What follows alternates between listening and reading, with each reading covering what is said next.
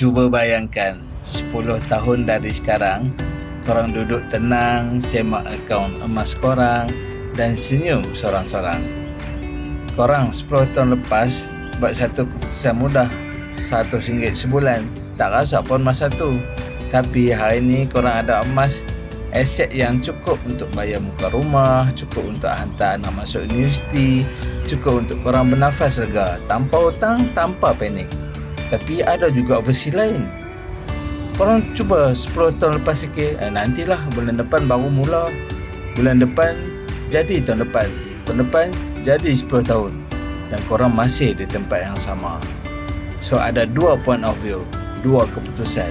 Satu bermula hari ini, satu lagi tunggu esok yang tak pernah tiba. Korang nak point of view yang mana? POV yang mana? Tekan link kat komen. WhatsApp Nora sekarang.